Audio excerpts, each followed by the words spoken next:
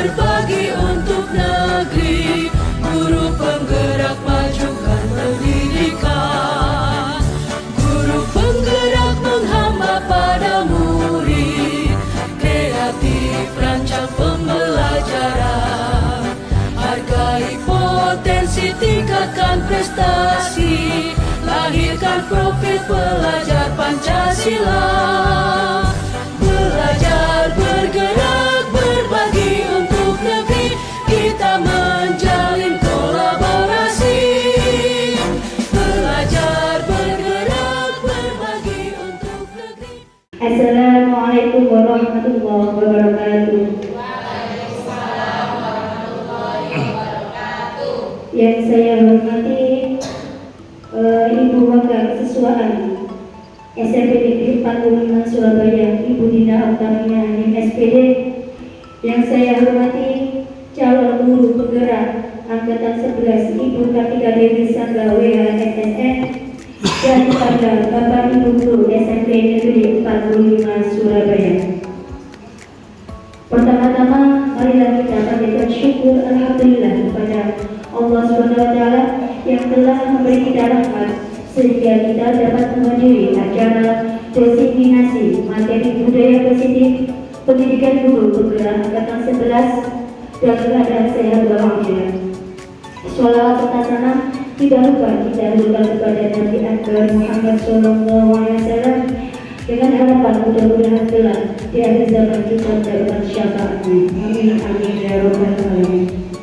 Bapak Ibu yang saya hormati, saya akan membacakan susunan acara pada siang hari ini.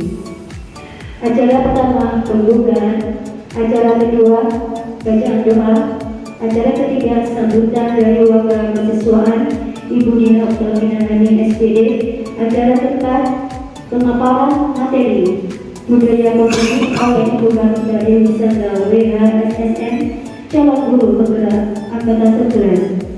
Acara kelima yaitu sesi tanya jawab, acara terakhir yaitu penutup atau doa.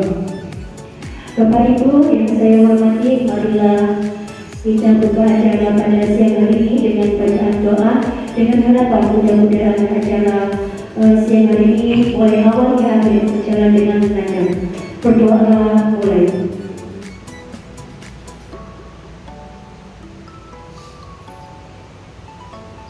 Amin amin ya rabbal alamin.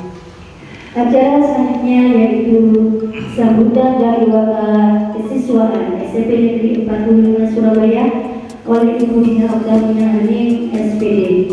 Kepadanya waktu dan tempat kami persilakan.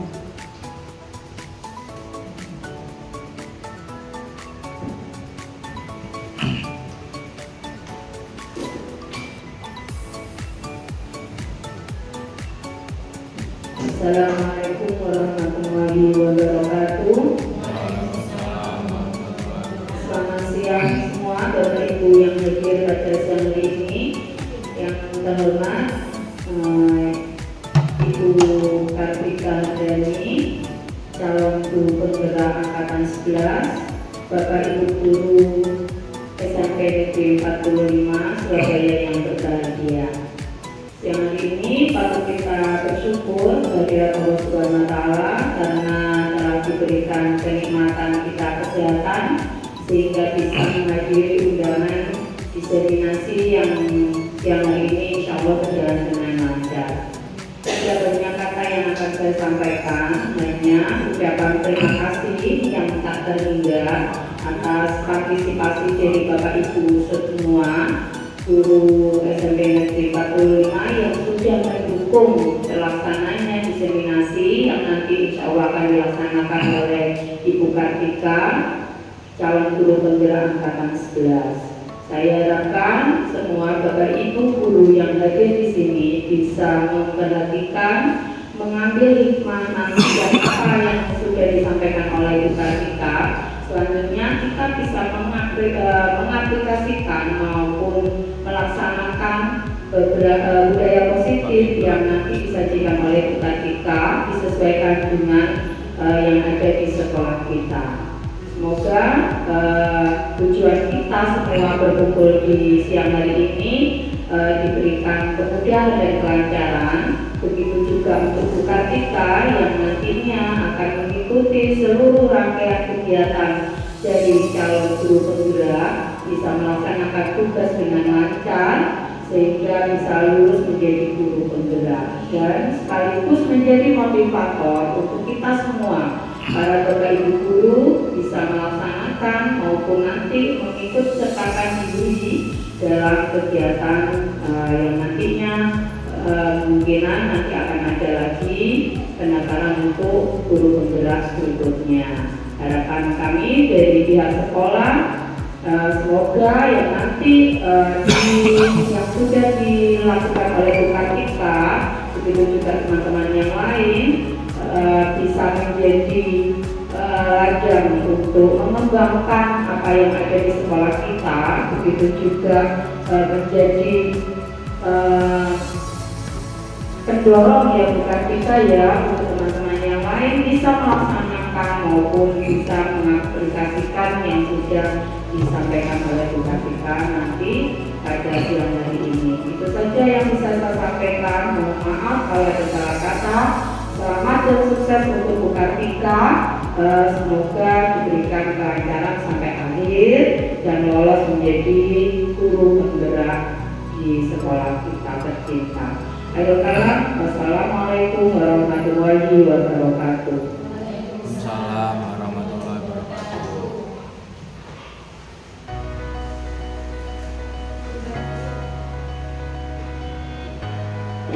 Terima kasih disampaikan Bapak Ibu yang saya hormati. Acara selanjutnya yaitu pemaparan materi budaya positif oleh Ibu Kartika Dewi Samudra SSN, calon guru penggerak angkatan 11. Kepadanya waktu dan tempat kami persilakan. Terima kasih Ibu semua. Bismillahirrahmanirrahim. Assalamualaikum warahmatullahi wabarakatuh. Selamat pagi teman-teman. Walaupun siang tapi tetap pagi, biar semangatnya selalu pagi. Yang saya hormati Ibu Dina selaku Kepala Kesiswaan, yang saya hormati dan saya banggakan Bapak Ibu Guru SMP Negeri 45 Surabaya. Saya di sini mengucapkan banyak terima kasih atas kedatangan Bapak Ibu dalam kegiatan diseminasi budaya positif pendidikan guru penggerak angkatan 11. Bapak Ibu, mohon izin di sini nanti kita saling belajar.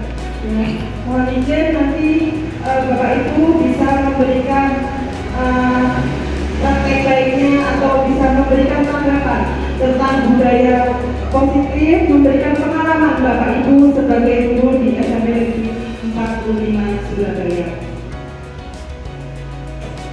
Bapak Ibu, tujuan dari diseminasi ini adalah mensosialisasikan pemahaman budaya positif yang ada di sekolah kita, yaitu sekolah tempat kita mengabdi, sekolah kita tercinta, SMP Negeri 45 Surabaya. Nah, ini adalah rangkaian materi yang hari ini akan kita diskusikan bersama Bapak Ibu.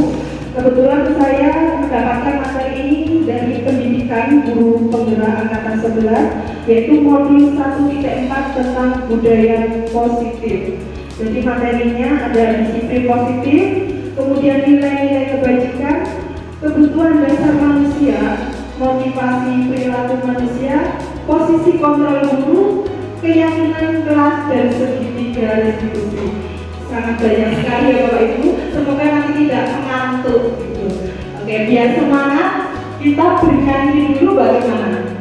Ya, bernyanyi dulu sambil gerak tangan. Biar semangat, mohon izin bisa berdiri, mungkin bisa dilakukan duduk. Oke, biar semangat. Kita nyanyi lagu Marina Bapak Ibu. Sudah tahu lagu Marina? Belum, oke. Jadi seperti ini, main bernyanyinya pakai gerakan tangan. Bentar ya. Kalau nanti Marina pegang seperti ini.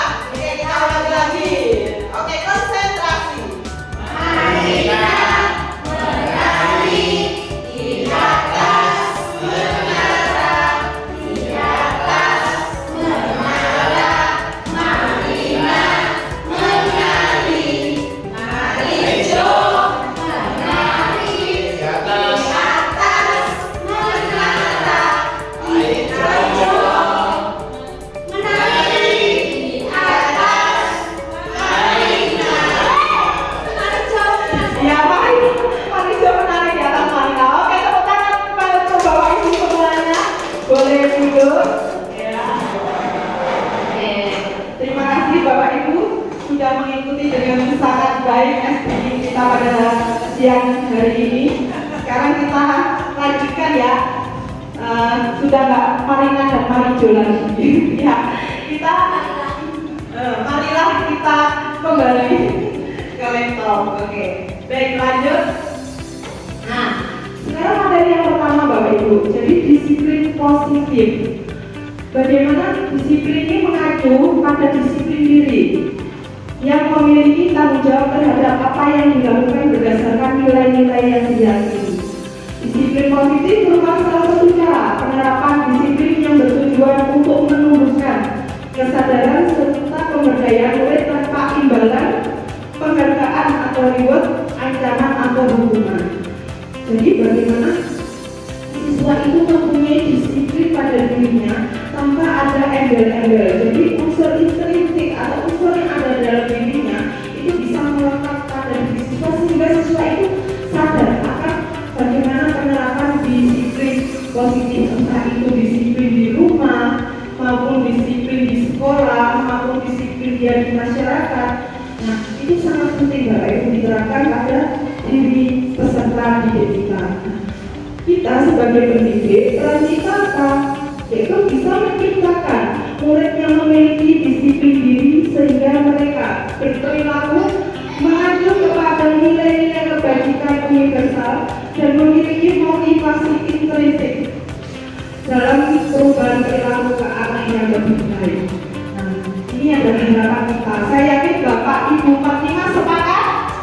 Sepakat? Sepakat? Sepakat ya.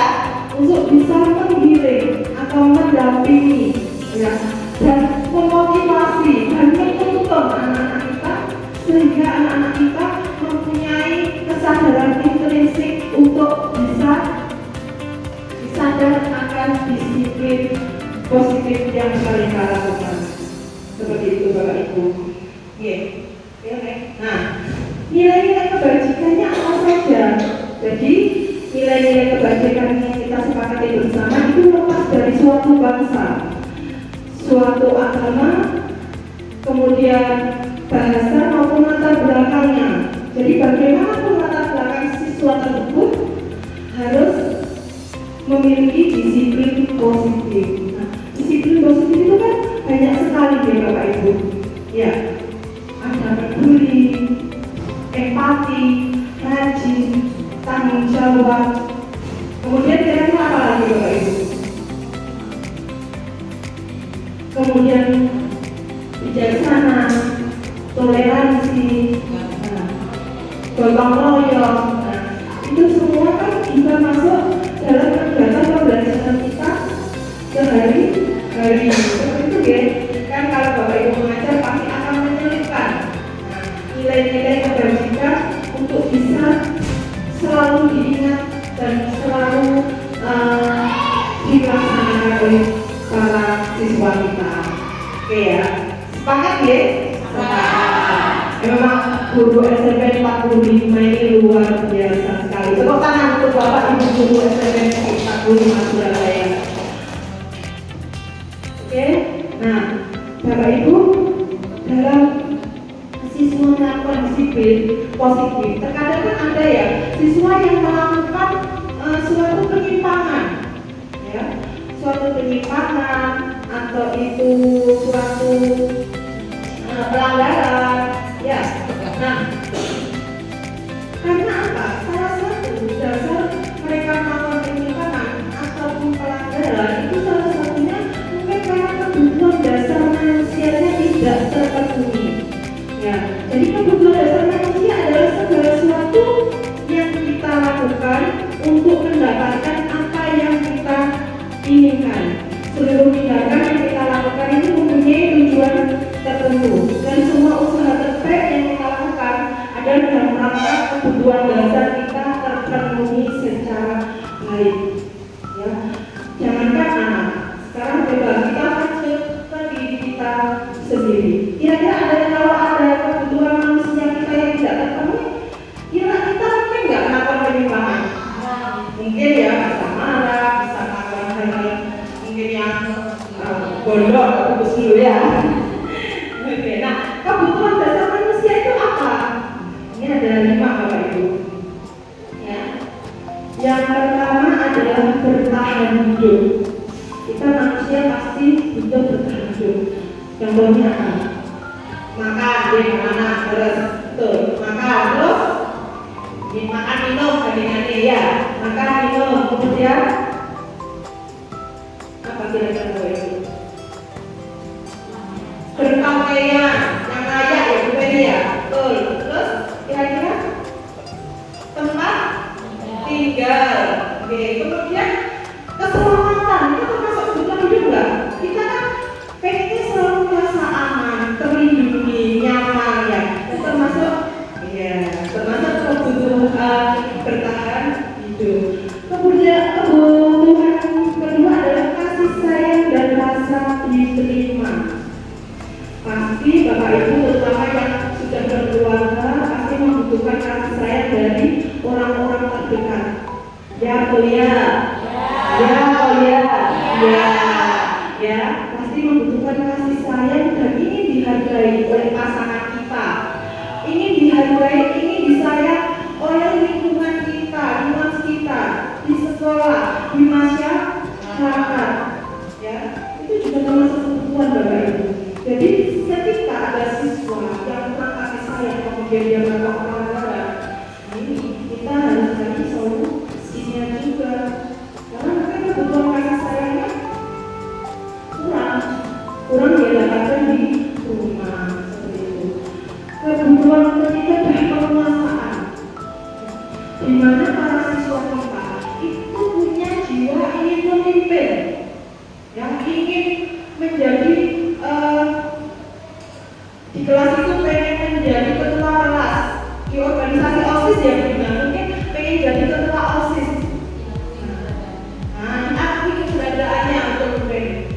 Ya, jadi anak-anak kita itu juga butuh penguasaan. Kemudian kebebasan. Bagaimana manusia itu ingin hidup bebas, hidup mandiri, dapat menentukan apa? Semua keinginannya sendiri. Jadi tidak tergantung oleh orang lain. Seperti tidak tergantung oleh orang lain. Jadi dia bisa menentukan inginnya apa, kemudian dia ingin memilih seperti apa. Termasuk anak kita ingin kebebasan. Saya ingin masuk SMA dulu, saya ingin masuk SMK, tapi orang tuanya pengen dia masuk sini. Jadi kebebasannya kan dia tidak peroleh. Dia tidak bisa menentukan apa yang dia inginkan atau apa yang dia senangi. Kemudian yang terakhir adalah kesenangan. Kesenangan ini kaitannya dengan hobi gitu Pak Ibu. Jadi setiap manusia pasti dalam hidupnya mempunyai kesenangan atau hobi yang berbeda-beda. Misalnya mungkin ada yang hobi traveling, ada yang hobi makan, ada yang hobinya itu kesenangannya berolahraga, berkesenian. Ini adalah satu kesenangan.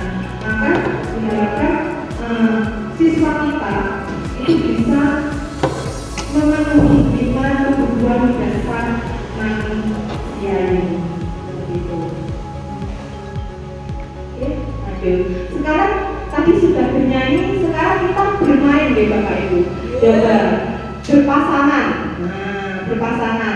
Ada yang menjadi A dan ada yang menjadi B. Oke ya. Jadi Anda adalah A. Tugas Anda adalah mengepalkan salah satu tangan Anda. Kita belajar berimajinasi, ya.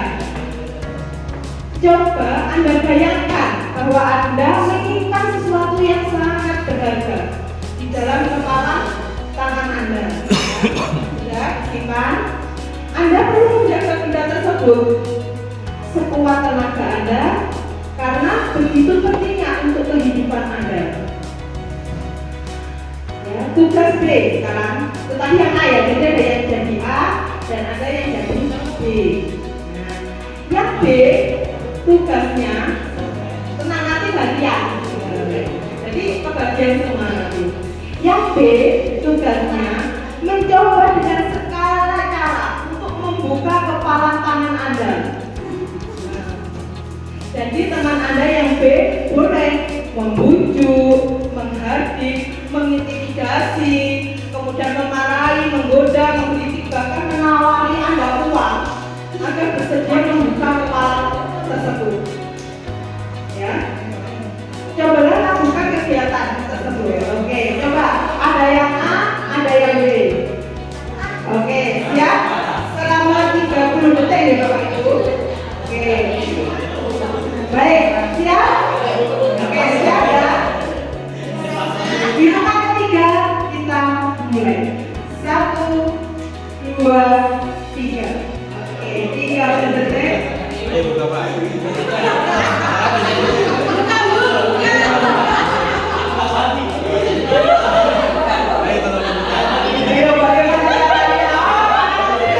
Sudah menyerah ternyata.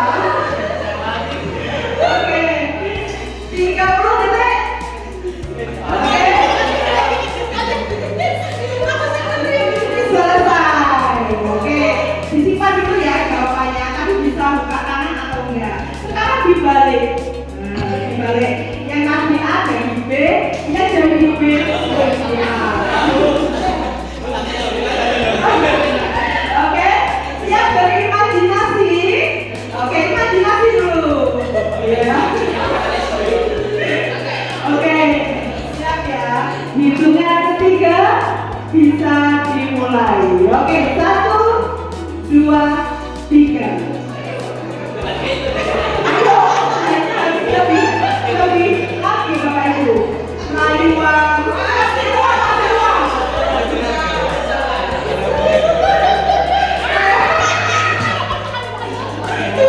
Ayo, usahanya sangat luar biasa. Oke, 30 detik selesai Bapak Ibu. Baiklah. Sekarang kita berdiskusi. Nah, dari pertanyaan tersebut kita diskusi dulu. Apakah Anda atau B jadi yang B dulu ya, membuka kepala tangan Anda, siapa tadi yang membuka?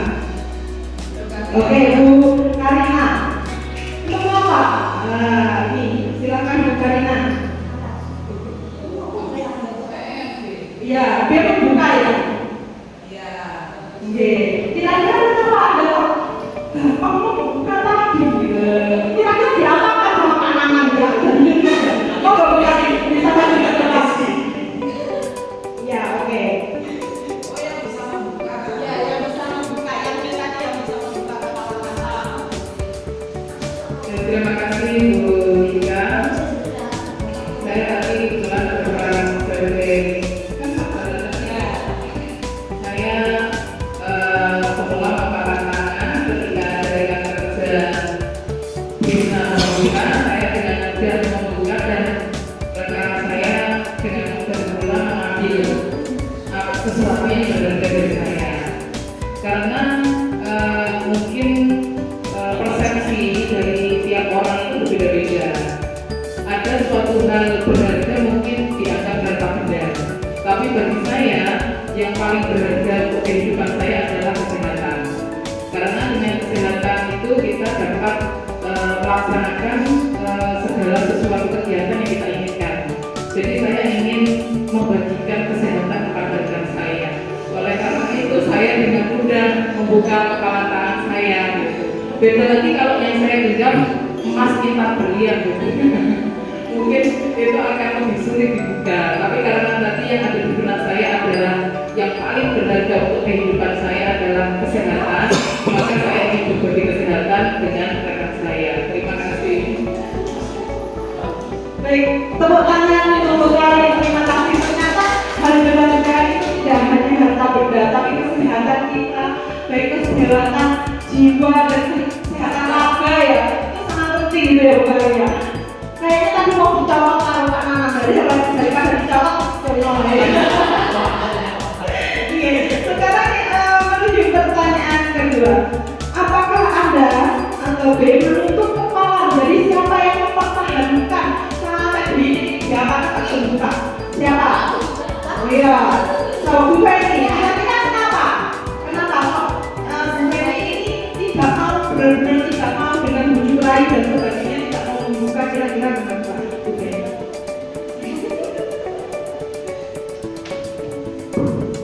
Ya, Iya, Bu Tika. Apa ya? Tadi saya juga masih belum membayangkan isi kepala tangan saya. Pokoknya saya hanya berusaha untuk mempertahankan bahwa ini tidak boleh dibuka, itu aja. Iya, prinsip. Terima kasih. Oke, tepuk tangan untuk Bu Feni. Jadi, oke, tepuk tangan untuk Bu Feni. Jadi Bu Feni karena ini adalah prinsip hidup saya yang saya tidak mau membukanya. Oke. Dalam kegiatan ini sebenarnya siapa yang memegang kendali atau kontrol untuk membuka itu kepala? Jadi siapa Bapak Ibu kira-kira yang membuka kendali? Nah, diri sendiri, betul apa yang dikatakan Pak Iman. Jadi diri kita sendiri Bapak Ibu, karena hidup menurut saya adalah sebuah pilihan, itu ya. Sepakat? Sepakat. Oke. Nah, ini berhubungan dengan motivasi perilaku manusia Bapak Ibu, apa yang kita lakukan. Jadi dalam melakukan sesuatu dalam hidup kita itu ada intrinsik dan ekstrinsik. Motivasi intrinsik itu adalah untuk menjadi orang yang mereka inginkan dan menghargai diri sendiri dengan nilai-nilai yang mereka percaya. Jadi kalau Bu Feni tadi termasuk intrinsik apa ekstrinsik ya? Nah, jadi dia mempercayai nilai itu pokoknya harus dibuka. Ini keyakinanku seperti itu. Oke. Nah, pada dia, saya jadi kenal apa yang Bu Feni bayangkan. Kemudian motivasi ekstrinsik adalah untuk menghargai ketidaknyamanan atau hukuman untuk mendapatkan imbalan penghargaan dari orang lain. Jadi motivasi yang lahir karena sesuatu dari yang ada di luar. Contohnya siswa kita, ya Bapak Ibu, siswa kita ketika datang ke sekolah tidak terlambat. Kira-kira dia sadar atas dirinya atau takut nanti kena hukuman.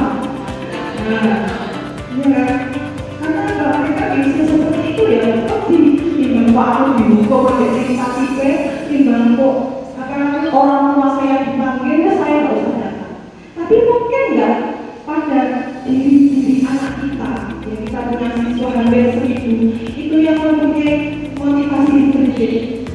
Mungkin ada, ya. Yakin ya Bapak Ibu? Yakin, ya. Jadi tergantung siswanya, tergantung pola hidupnya di rumah kebiasaan. Kembali lagi ke nilai-nilai kebajikan, kembali lagi ke disiplin positif. Nah, seperti itu. Jadi motivasi perilaku manusia itu bisa dari diri kita karena kita percaya meyakini sesuatu atau nilai-nilai yang ada, ataupun motivasi ekstrinsik atau motivasi yang berada dari luar. Lanjut ya. Nah, sekarang hubungan konsekuensi dan restitusi. Bapak Ibu, dalam kita mendidik kita tidak asing dengan kata-kata seperti ini. Ya kan? Hubungan. Biasanya itu sangat menyakitkan untuk siswa. Sifatnya tidak terduga karena saya yakin saya sendiri pun terkadang spontan belum ada melakukan pelanggaran kamu Pak melanggar sudah bersihkan Bapak. Nah identitasnya biasanya langsung atau tiba-tiba tanpa diberitahu murid, tanpa adanya kesepakatan. Kemudian bersifat satu arah dari mana? Dari guru, bukan dari siswa atau siswa. Apakah kata-kata? Nah, biasanya juga berupa hubungan fisik ataupun mental. Jadi kalau fisik kan biasanya disuruh berlari, kemudian disuruh maju ke depan kelas, berdiri yang berdiri, ataupun mental. Kita mungkin secara tidak sengaja berkata yang menyakiti hati siswa sampai mangkele, ya kan? Sampai apa ya istilahnya? Juweng kayak apa yang tidak enak, ya kan? Saya sendiri juga pernah berbagi seperti itu. Nah, ternyata itu juga termasuk hubungan mental, karena apalagi kalau kita marah-marah di depan temannya, nah itu termasuk hubungan mental siswa kita. Kemudian konsekuensi ini terencana, disepakati sesuai peraturan, ya. Tapi boleh tetap dibuat tidak nyaman dan selalu memonitor siswa. Jadi konsekuensi ini masih ada kesepakatan, Bapak Ibu.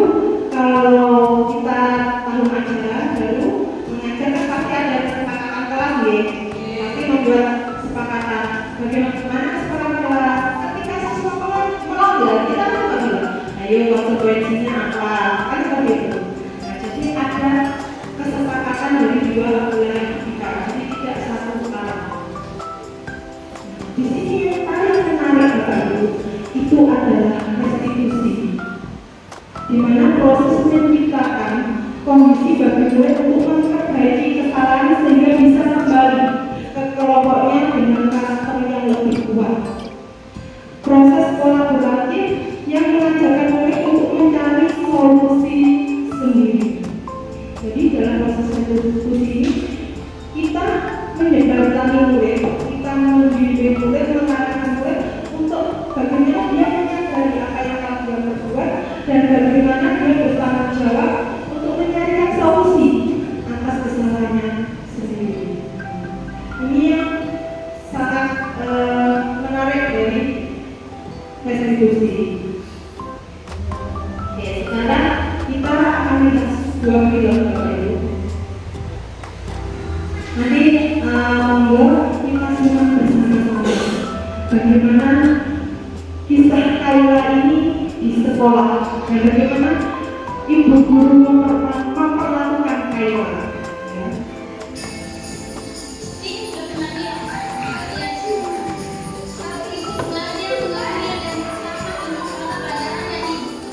Untuk melatih kalian disiplin. Kalian tahu kan pelajarannya ibu? Kalau ibu tidak akan mulai pelajaran kalau masih ada yang terlanggar. Kalau tidak apa? Dari perusahaan.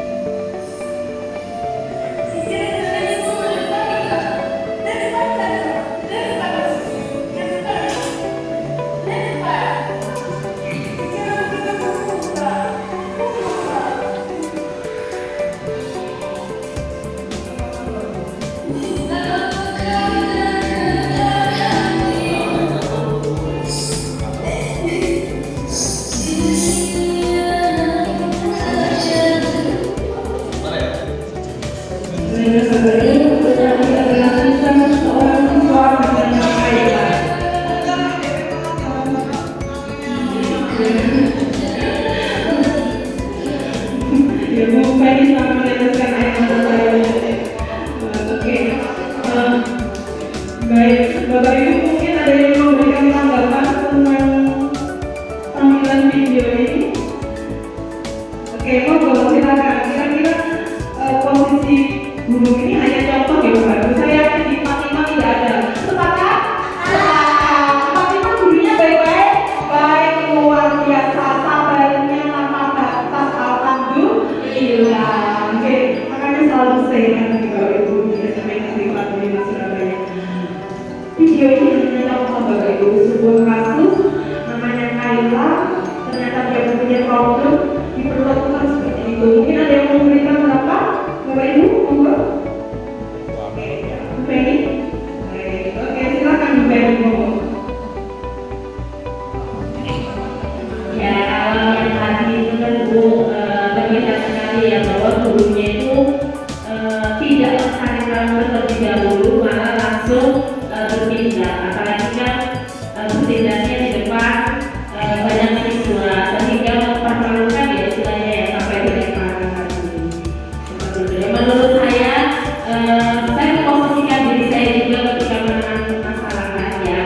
Kadang ya ada satu situasi kadang kita mungkin ada marah, tapi ada satu sisi juga dalam penyelesaian masalah itu kita harus tahu kenapa orang ini memiliki masalah gitu. Kan kita harus mendalami alasan mengapa orang ini bermasalah.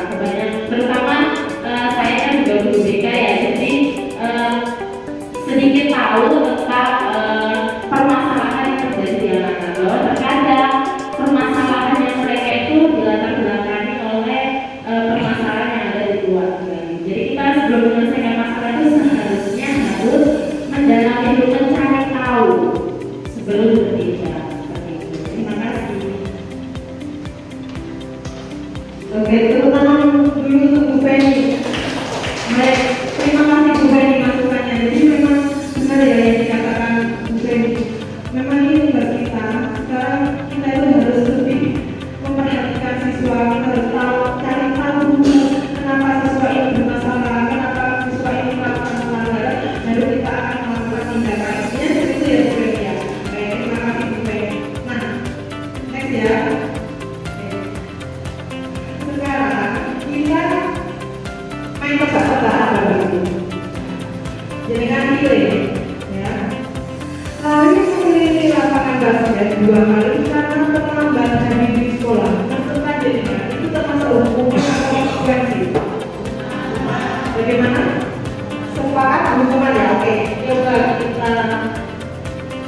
Oke, betul. Hukuman. Lanjut.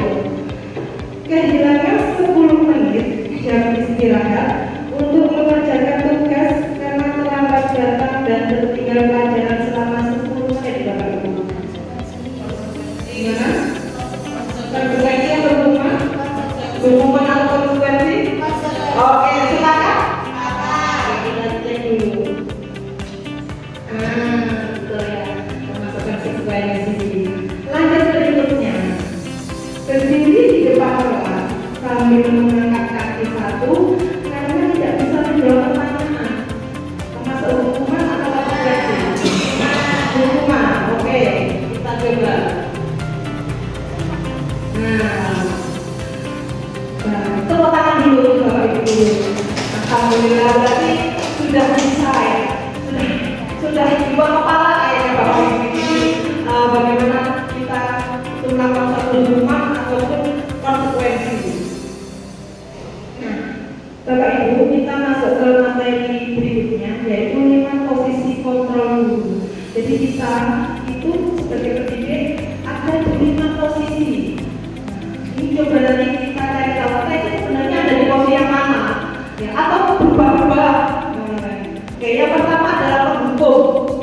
Seperti mungkin video tadi ya. Ya, ini termasuk penghukum ya. Oke, dimana posisi dimana guru menggunakan disiplin keras untuk mengontrol perilaku siswa. Ini penghukum. Kemudian pembuat merasa bersalah. Posisi di mana guru membuat siswa merasa bersalah atau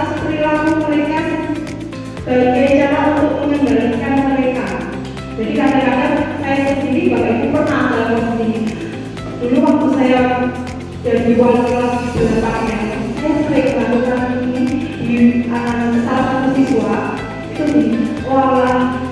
Kamu kalau seperti ini terus tidak kasihan kan sama Butika, wali kamu. Butika itu sering dilapori guru-guru. Butika itu sering sampai dipanggil ibu kepala sekolah karena sikap kamu, karena perbuatan kamu. Kan ada ya seperti itu. Itu adalah guru yang membuat merasa bersalah. Oke, nanti kita akan bahas ada beberapa posisi dan negatifnya. Gitu. Kemudian sebagai teman, nah ini biasanya bapak masih bujang-bujang, masih muda-muda, biasanya memposisikan dirinya itu sebagai teman. Ya, posisi di mana guru mencoba menjadi teman bagi siswa dengan tujuan menciptakan hubungan yang lebih dekat dan santai. Ini biasanya bapak ibu guru yang masih muda itu biasanya karena merasa hampir sudah 12 tahun umurnya terlalu banyak, apalagi kalau ngajar di SMA di bapak ibu kan selisih umur tidak terlalu jauh gitu. Kemudian sebagai pemantau, posisi pemantau, di mana guru berperan sebagai pengawas yang memastikan semua aturan dan prosedur itu sangat ketat. Jadi posisi guru ini selalu mengikuti aturan yang ada. Wes gak usah pilih itu. Pokoknya semua aturan itu ya sesuai aturan sekolah. Seperti itu. Dan yang terakhir adalah manajer. Posisi di mana guru berfungsi sebagai pengelola kelas yang efisien dengan tujuan menciptakan lingkungan belajar yang teratur dan produktif. Kemudian posisi ini adalah yang paling ideal dimiliki oleh seorang guru dalam mengacu pada restitusi yang dapat menjadikan murid bertanggung jawab dan menemukan solusi atas permasalahannya sendiri sehingga tercipta identitas sukses pada diri siswa. Jadi kalau manajer itu dia lebih menggali ya siswa permasalahannya apa, kemudian menyelesaikannya bagaimana, membimbing siswa seperti itu. Ini posisi manajer. Bapak Ibu agar lebih jelasnya kita saksikan ini video dari Kemendikbud tentang 5 posisi kontrol. Oke.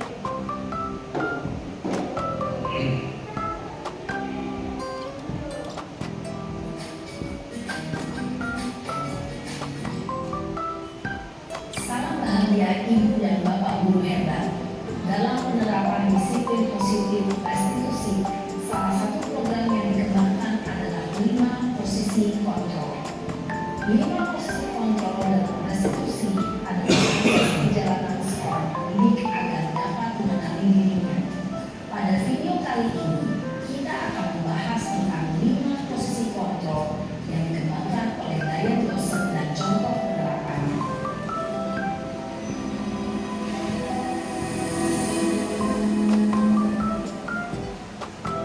Posisi kontrol itu adalah 1. Posisi tutur, 2. Posisi pembuat asal bersalah, 3. Posisi tenang, 4. Posisi pemantau atau monitor, dan 5. Posisi manajer. Untuk lebih memahami kelima posisi tersebut, mari kita saksikan kasus nyata yang ditambahkan pada 20 menit sekolah dan melihat bagaimana kelima posisi kontrol dalam menghadapi masalah tersebut.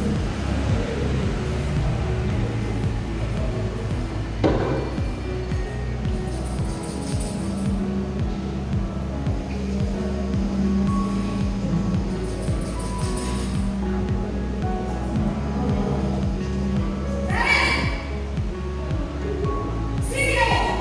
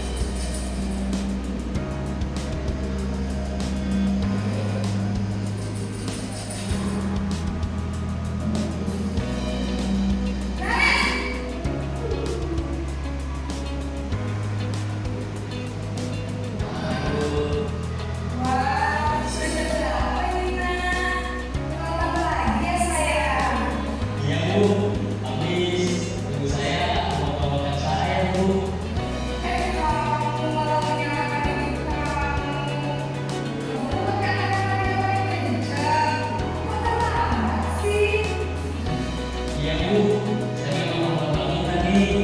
Jadi biar masalah kita tetap jangan dulu.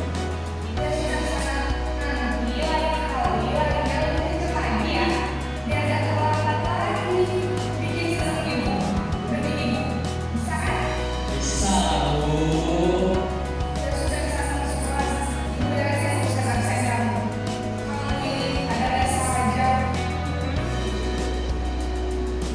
Dalam posisi tenang, guru berbicara dengan nada suara ramah atau cenderung bersenda dulu untuk menjaga suasana tetap santai. Murid akan merasa senang, aman, dan akrab dengan guru. Identitas yang tercipta adalah identitas sukses atau berhasil. Namun, ini ingat, karena ini masih jabatan eksternal, maka ada faktor ketergantungan dari murid kepada orang tertentu.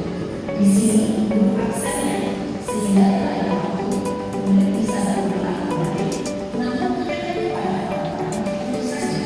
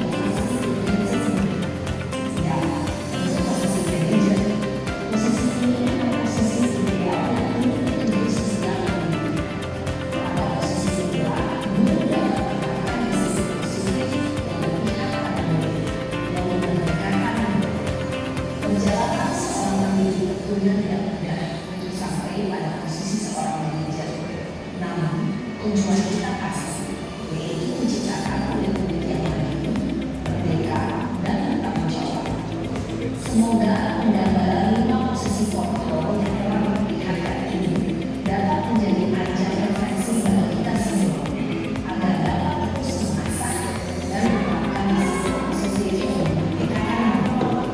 Mari terus berlatih dan bersemangat. Selamat menerapkan. Salam dan bahagia Ibu dan Bapak Guru hebat.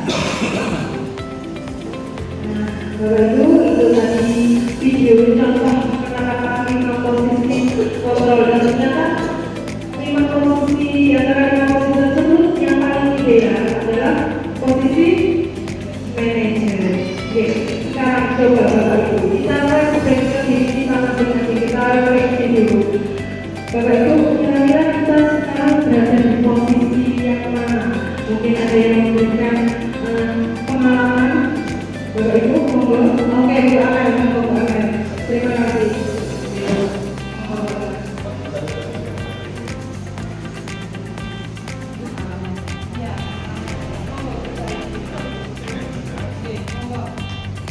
Akan berbagi pengalaman karena Mbak ini alhamdulillah sudah berapa tahun Bu Akan mengajar? 30 tahun mengajar, 30 tahun. Oh, 37.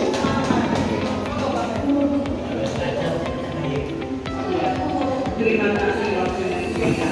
Ini hanya berbagi saja dalam rumah. Ini serius, ini kenyataan. Terjadi ketika saya mengajar di kelasnya Pak Soman. Terjadi di kelasnya Pak Soman. Jangan tahu. Tapi ada seorang siswa dan saya memberikan kartu terlambat dari bilang itu jam 8.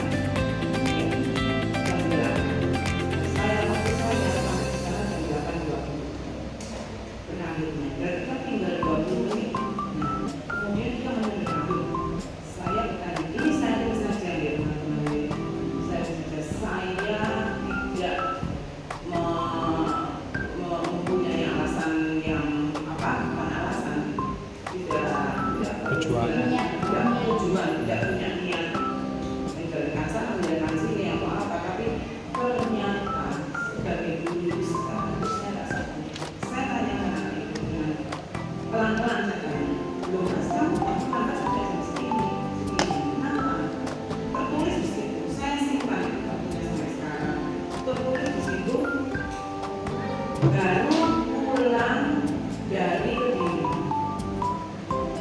dari desa. Kamu ada acara apa di Kediri? Ada acara. Jam berapa memang sampai dari Kediri? Kami Bu jam 7. Jam 7 ada acara apa? Ada acara keluarga. Acara keluarga.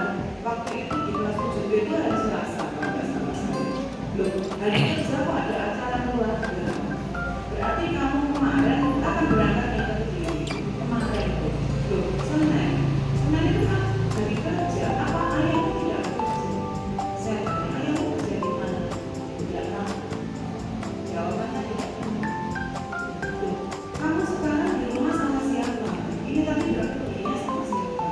Sama ayah, sama semuanya sama. Berarti ibu bekerja enggak? Tidak tahu. Loh, terus kamu gimana? Tadi yang mengantar ke sini siapa? Ayah. Berarti ayahmu tidak kerja. Ayahmu juga terlambat. Tidak tahu. Dia bilang begitu. Ayo, terus saya ini kan, ayo, kamu jangan bohong. Mana ada acara diadakan pada hari kerja? Posisinya ayahmu juga bekerja. Kamu ditanya kenapa? Jangan bohong. Saya dengar dia ternyata dia nangis.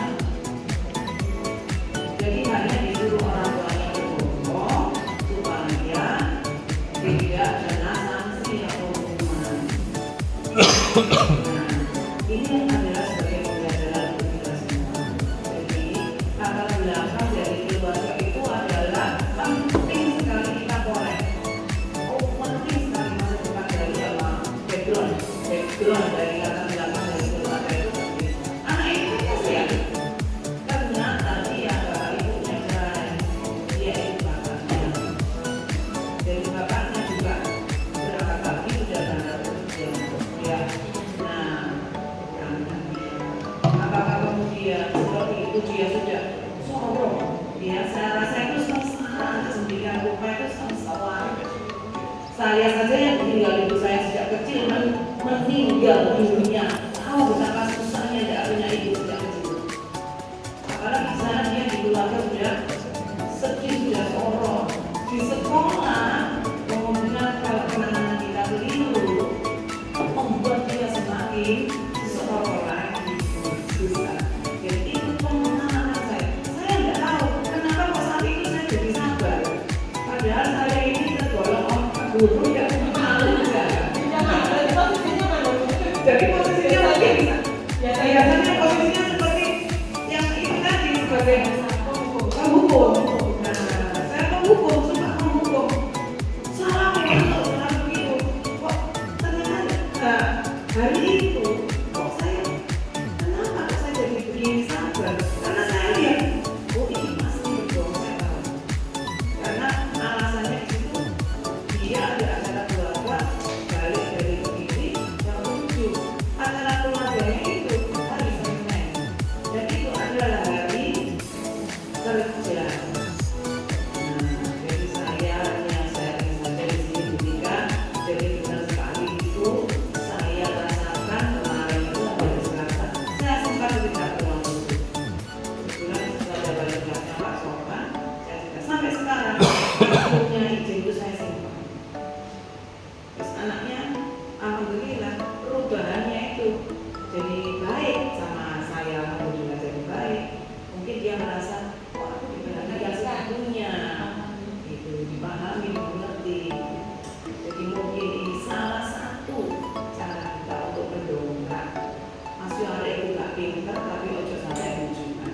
Jadi ayo sama-sama kita bina dari akhlak nomor satu kalau menurut saya.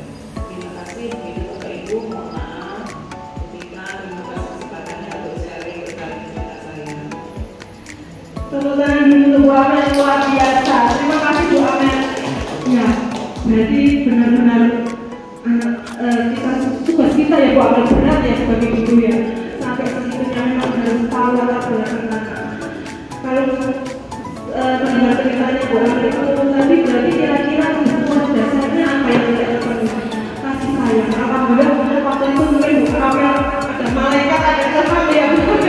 Jadi langsung empatinya muncul Bu Amel. Pengen apa menggali lebih dalam, luar biasa. Terima kasih Bu Amel atas praktek baiknya, atas pengalaman baiknya menangani siswa kelas 7 yang berselancar. Bapak Ibu, kita lanjutkan ke materi berikutnya ya. Sekarang kita menuju ke keyakinan kelas. Jadi keyakinan kelas itu berupa pernyataan diri kerja yang mudah diingat, dipahami dan harus diterapkan dalam lingkungan sekolah. Nah, guru berperan dalam mewujudkan terbentuknya keyakinan kelas dengan adanya kesepakatan yang melibatkan antara guru dan murid. Jadi namanya keyakinan kesepakatan itu harus melibatkan dua pihak. Saya yakin Bapak Ibu guru, Bapak Ibu wali kelas di sini di kelasnya pasti sudah ada. Ini hanya istilah saja. Bagaimana membentuk keyakinan kelas? Nah, ini yang harus kita pahami Bapak Ibu. Jadi bersifat abstrak umum berupa pernyataan yang universal. Jadi tidak menarik satu bahasa, tapi bisa digunakan untuk semua, bisa dipahami untuk semua, dan bisa dimengerti oleh semua.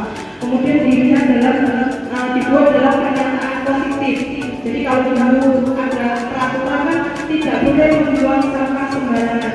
Sekarang kita coba buang sampah pada tempatnya, itu lebih positif, lebih enak. Kemudian adalah mudah diingat. Jadi gampang diingat oleh para siswa, kita juga tidak terlalu kesusahan gitu dalam mengingat kalimat keyakinan kelas tersebut. Sesuai dengan kondisi kelas dan sekolah sehingga mudah untuk diterapkan. Ya, jadi harus disesuaikan. Itu di kelas saya ada yang selesainya lari-lari. Berarti keyakinan saya mungkin anak saya berjalan baik dan sopan atau bertingkah laku dengan baik dan sopan, kan seperti itu. Dan setiap kelas atau setiap sekolah juga mempunyai keyakinan atau kesepakatan yang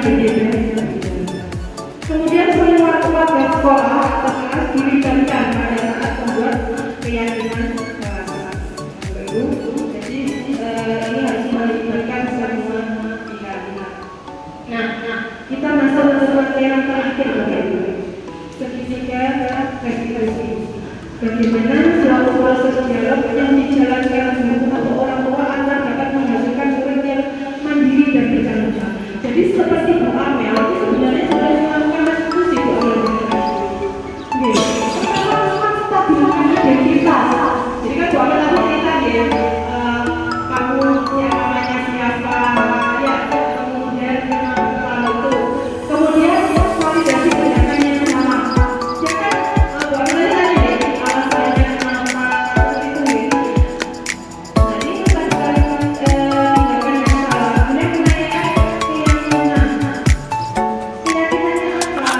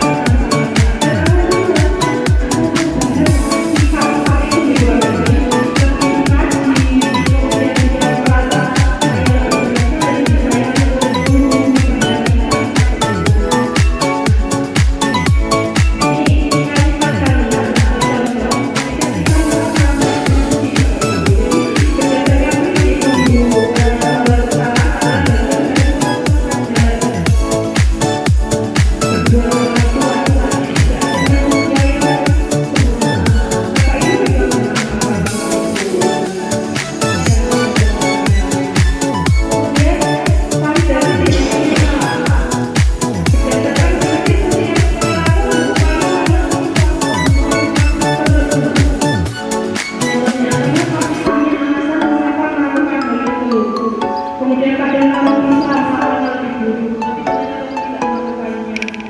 Kamu patut bangga karena telah melindungi sesuatu yang penting buatmu.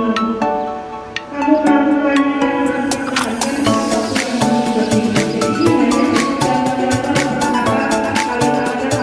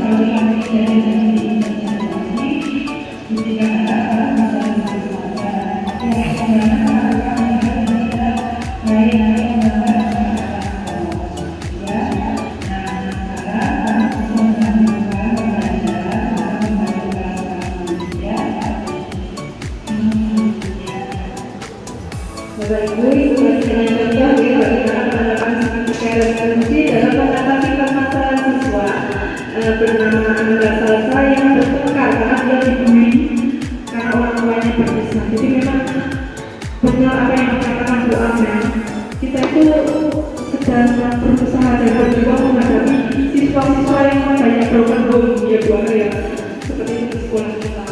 Jadi ini semoga menjadi sarjana pahala untuk Bapak Ibu guru bisa menjadikan siswa ini memotivasi siswa untuk bisa lebih baik lagi. Oke, terakhir ada kesimpulan.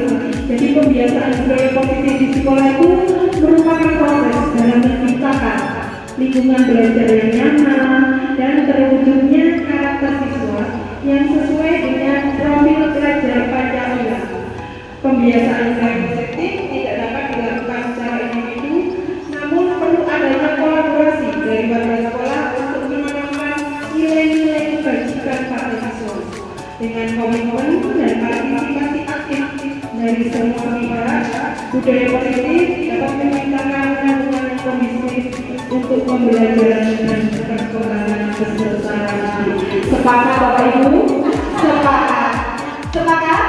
Sepakat. Alhamdulillah. Semoga kita selalu diberikan kesehatan dan kelapangan dada dan kesabaran untuk bisa mengantarkan anak-anak siswa yang mempunyai akhlak baik dan mulia. Amin.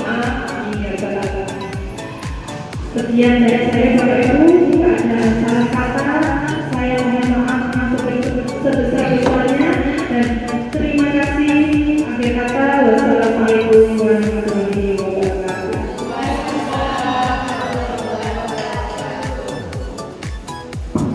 Baik, Bapak Ibu, mari kita beri aplaus dulu kepada kita. Dari pemaparan sumber tentang materi budaya positif sangatlah menarik ya Bapak Ibu, dan penting dimiliki seorang pendidik untuk menyelesaikan semua permasalahan yang didapat di sekolah agar tidak terburu-buru ya menghukum anak tanpa tahu permasalahan atau sebab-sebabnya itu apa. Baik Bapak Ibu, acara selanjutnya yaitu acara tanya jawab. Kami persilakan untuk Bapak Ibu mungkin ada yang menanggapi atau bertanya, kami persilakan.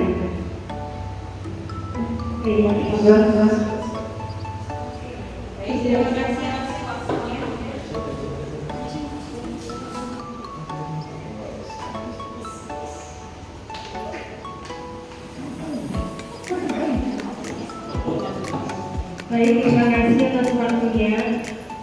Di sini saya akan bertanya, menurut Bu Dika, jika kita sebagai guru sudah menerapkan pendidikan restitusi pada siswa, namun kemudian siswa mengulangi lagi kesalahan atau melanggar kesepakatan kelas, maka apa yang dapat kita lakukan? Sekian dari saya, terima kasih. Terima kasih atas pertanyaannya. Silakan Ibu Kadia untuk menanggapi pertanyaan dari Ibu Rizka. Terima kasih Bu Rizka, pertanyaannya sangat luar biasa. Ya, mungkin nanti Bapak Ibu guru kalau saya ada kekurangan bisa menambahkan ya. Jadi menurut saya restitusi itu bisa saja berhasil atau tidak, memang benar Rizka. Jadi seperti anak-anak terus belajar baik, karena kan misalnya nggak terlambat lagi, tidak belajar baik atau belajar yang lain tidak terlambat itu belajar. Kalau sudah dibuat oleh pasti orang bagaimana yang harus kita lakukan. Jadi Bapak Ibu mungkin kalau saya kita harus menggali dari sebenarnya.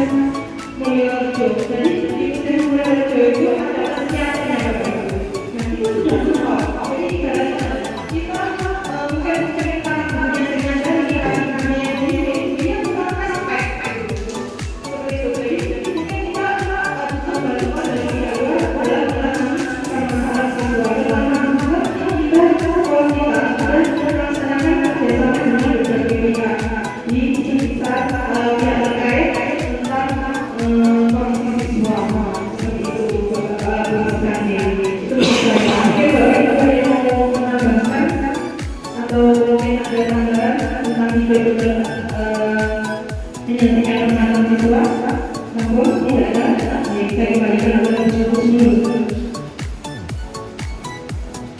Terima kasih. Mungkin ada lagi tanggapan atau pertanyaan? Tidak ada ya Bapak Ibu. Sekian saya sebagai pembaca. Mohon maaf mungkin ada salah-salah kata dan perbuatan. Saya akhiri. Wassalamualaikum warahmatullahi wabarakatuh.